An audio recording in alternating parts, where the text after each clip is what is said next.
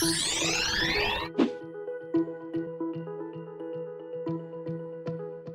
Talent and Assessment and Development Framework, or TAD framework, has 10 dimensions. Let's go through them quickly.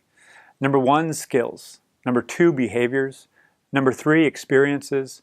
Number 4, education/knowledge. Number 5, contributions/accomplishments. Number 6, activities. Number 7, relationships. Number 8, passion and purpose. Number 9, compensation/financial. And number 10, benefit/wellness. Now, why are these 10 dimensions important? Let's look at what value can be derived from having this holistic framework. Skills.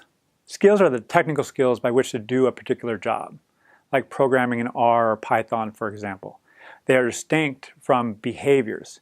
Behaviors refers to how someone shows up in the world. Do they have a growth mindset? Are they a learner? Do they bring positive energy? Do they communicate well? Now, how we develop in these dimensions should be distinct. Many just throw them into competencies or what have you. That's fine, but be clear on what your language means in your organization. In this model, they are distinct, and I advocate that you nurture them separately, and we'll get back to why that's important shortly. Experiences. Experiences obviously alludes to what someone has done. It also can refer to what somebody needs to be doing in the future to accomplish something or develop in a certain way. Education/knowledge. Education is formal. Degrees, for example, certifications. Knowledge is informal. Reading a book, watching YouTube videos, whatever the case is. Oftentimes this is not captured. Increasingly there are tools that enable this. So what would it be like if we're actually capturing this in a database that we can reference moving forward? So that's going to relate to the next dimension. Contributions/accomplishments. What does someone do to contribute to a team outcome? What does someone accomplish individually? Now note, this is different than responsibilities. Responsibilities are theoretical. Contributions and accomplishments are actually real, tangible, they're more concrete. And from a data perspective, they're more searchable. Activities and the wise use of time. How does someone spend time in pursuit of what they're contributing or accomplishing? Where do they have to nudge? And we can also ascertain the capacity. If someone's spending 40, 50 hours to do one of 3 things, are those other 2 things getting done? So now we have a way by which to measure how people are spending their time relative to the work that they're actually delivering on. Relationships.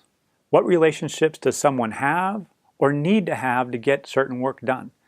Do they have too many relationships? Do they have too few relationships? Do they have not the right type of relationships? So being aware of this from an organizational perspective as well as from an individual perspective is absolutely critical. Now, purpose and passions. We've talked about the wise use of time and relationships. Are people spending time in alignment with how they want to show up in the world, what they believe their purpose is, what their intentions are?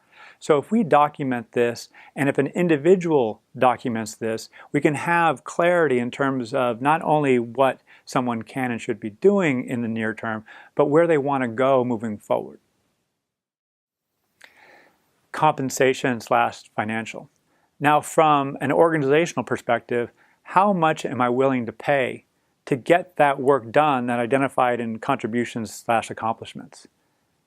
From an individual perspective, how much do I need to make in order to do that particular piece of work? And finally, benefits/wellness. Now, benefits is not only the healthcare needs of an individual or what the organization is going to offer, but also the key attributes that are going to make someone have positive well-being. In other words, maybe they only want to work 30 hours a week and have a very short commute distance.